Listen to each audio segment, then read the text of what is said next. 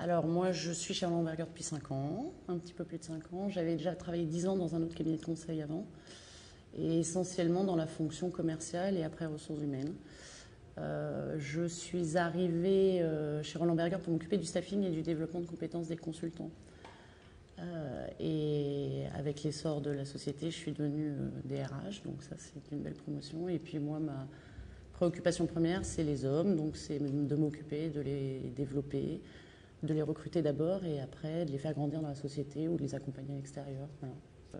La fonction ressources humaines est très importante chez Roland Berger parce que notre asset sont des hommes, donc on se préoccupe toute la journée du consultant et de son développement.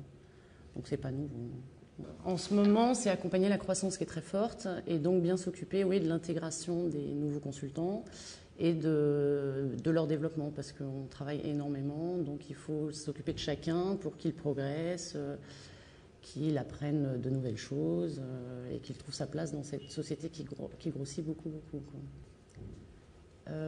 Des clients de plus en plus, enfin des gros clients, des grands comptes en fait. On travaille énormément pour des grands comptes dans tous les secteurs d'activité.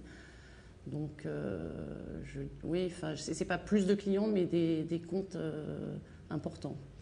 Alors, nos grands concurrents, bah, c'est le BCG, McKinsey, Bain, essentiellement. Après, il y a Mercer aussi, il y a Tekernay. Il y a une forte croissance du marché. Serge, Je pense qu'intrinsèquement, effectivement, le conseil, depuis des années un peu creuses, 2001-2002, a pas mal repris. Roland Berger se distingue quand même en fait, par une croissance qui est significativement supérieure au secteur. En fait. Au sein des cabinets de direction générale, je pense qu'on a une spécificité, peut-être un style qui est un petit peu différent. Une dimension entrepreneuriale qui diffuse au sein des équipes, qui fait qu'on a une forte volonté de se développer et de croître, sans jamais faire de compromis non plus sur la qualité des projets sur lesquels on travaille. Alors moi je dirais, moi quand je suis arrivée il y a 5 ans, il y avait deux grands... Enfin, les centres de compétences, c'est des centres sectoriels en fait.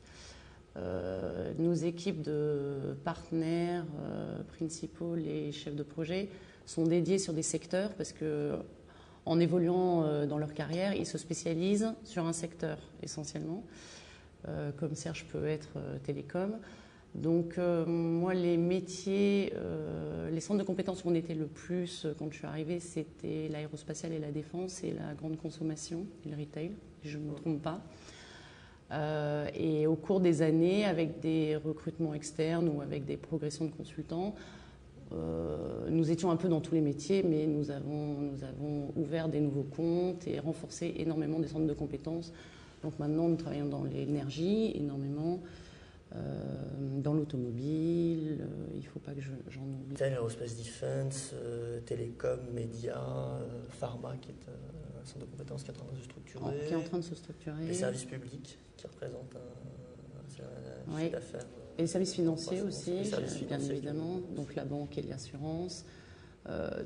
Beaucoup de cabinets de conseil sont structurés par secteur d'activité et en règle générale, on couvre tous les secteurs d'activité. Non, quand ils rentrent, les jeunes, que ce soit des stagiaires, des juniors ou des consultants, sont plutôt généralistes, enfin en tout cas chez nous.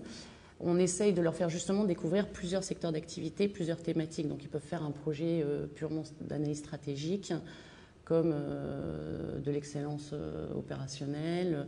On les fait bouger d'un projet à un autre, justement pour apprendre et progresser.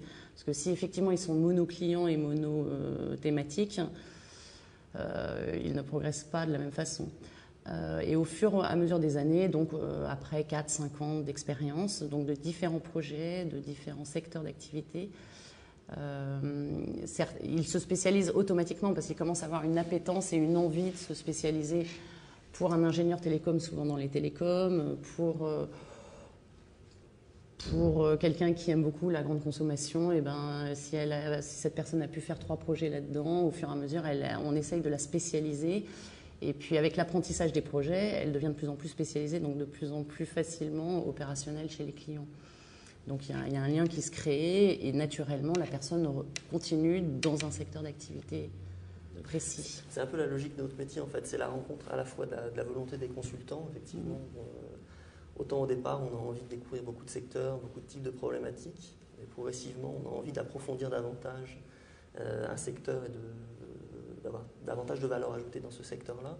Et deuxième chose, je pense que ça correspond aussi vis-à-vis de nos clients à une exigence qui est pour être capable d'encadrer un projet ou de challenger une direction générale qui sont nos clients sur leurs problématiques, le fait de connaître le secteur sur lequel on intervient est quand même un prérequis important.